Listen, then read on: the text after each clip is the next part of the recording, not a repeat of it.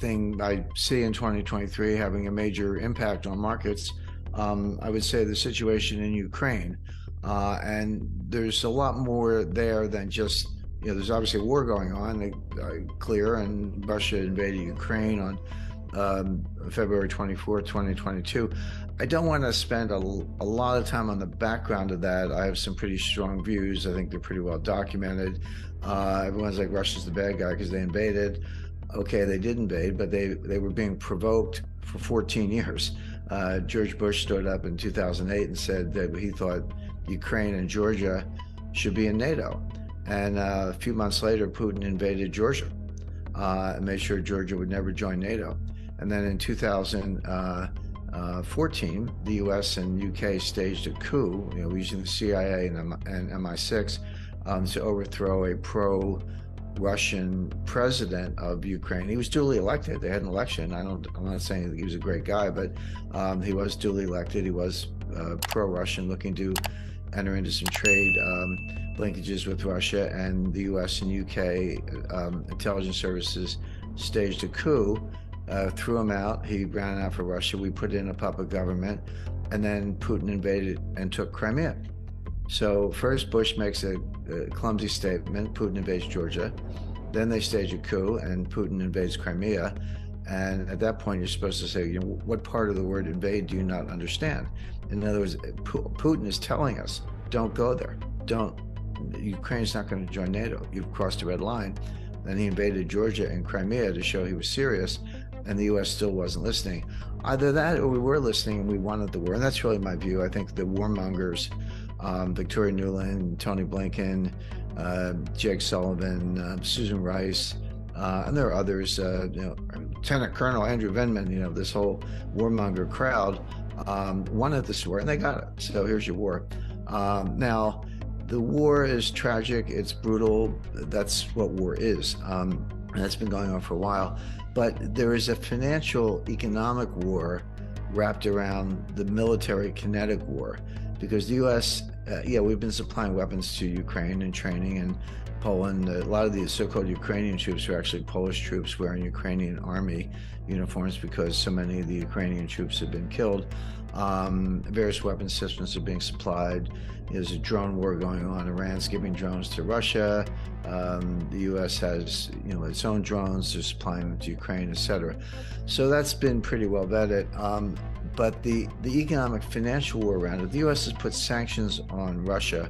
The U.S., but also make it clear, the U.S. and the EU and the UK and other allies have joined these sanctions against Russia, and they are unprecedented. And by the way, I spent a long part of my career working on sanctions. The financial warfare, exactly the kind of thing we're talking about now, is what I have done for over 10 years, longer actually, for the intelligence community. I worked on supporting intelligence support for the Committee on Foreign Investment in the U.S., which looks at deals where foreign companies are buying U.S. companies, and you ask yourself, is there a national security threat here? It's not an antitrust review or a securities law review. It's a national security review. And I used to do what we call collections, the intelligence collections, to support that analysis. So it's just one of my specialties, and I know a lot about it. So we froze the reserves of the Central Bank of Russia. Completely unprecedented. We froze the reserves of oligarchs. We kicked the Russian banking system out of the international SWIFT message traffic system, that's where big banks record large transfers to each other. It's kind of the nerve center, the beating heart, if you will, of the global financial system, based in Belgium, and Russia has been kicked out of that, and a lot else besides. Limits on Russian oil exports, price caps on Russian oil, and so forth. And then Russia's retaliated. They've banned certain exports of strategic metals, fertilizer, grain, and other essential goods to the rest of the world, or at least to countries that are participating in the U.S. sanctions. So I don't want to spend too much time going down the whole list. It's a long list, but the point is it has been highly, highly disruptive to the to the supply chain and the food chain. It's contributed to inflation, and it's getting worse. So that much we know. We already know that, and it's a very big deal. Well, if you combine Russia and Ukraine, they provide 25% of global exports of wheat, 35% global exports of barley. Russia provides a large percentage of global fertilizer exports. So the answer is yes, absolutely. And if you look at it from the importing point of view, you say, okay, so Russia and Ukraine are 25% of the world's exports of wheat. It doesn't mean they grow that much wheat.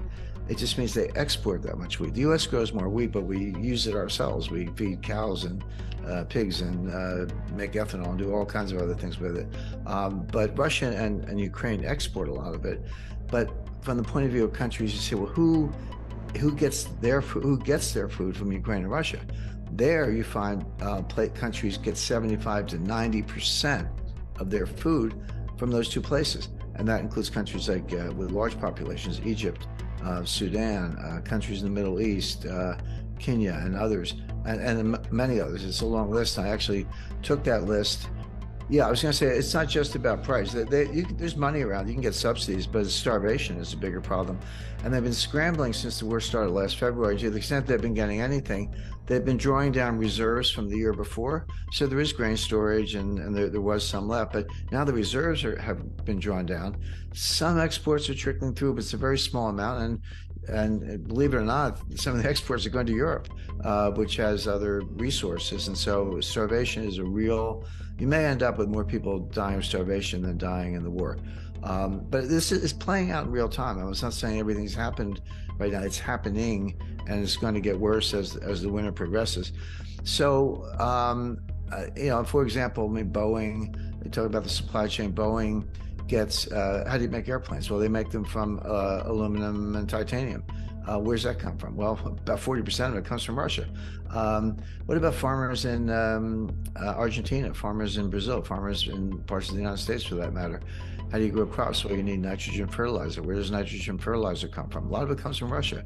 So when you start throwing these sanctions, it's one thing to sit in a little bubble office in Washington and say, I'm going to throw this sanction on you, or you and this guy, Wale Adeyemo, in charge. Janet Yellen doesn't understand anything we're discussing right now, but she's a deputy named Wale Adeyemo, pretty smart guy, but he's like never had a real job. He worked in the National Security Council. Well, that's correct. And it comes around, it boomerangs. And this is what I was teaching at the U.S. Army War College. And I had a lot of skepticism from the class. I have to admit, it was seminar style. It was only 12 people, the top mid-career big brains who are going to be future, 3 or 4-star generals, future national security advisors. That group are my class, as I say, at the mid-career stage.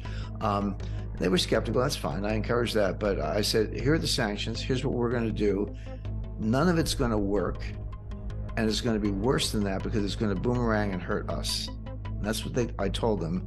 And that's exactly what's happened. The Russian ruble, remember Joe Biden saying, we're going to crush the Russian ruble. The ruble today is stronger in foreign exchange markets than it was before the war, et cetera. So Russia's oil revenues are up. The quantity might be down, but the price was up from where it was, and so they're making more money.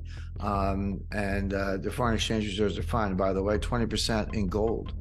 So you can't freeze the gold. You can freeze dollars, you can freeze treasury securities, but not the gold. So what could get worse than what we just described? And all this is continuing and getting worse, and that's a big factor for 2023.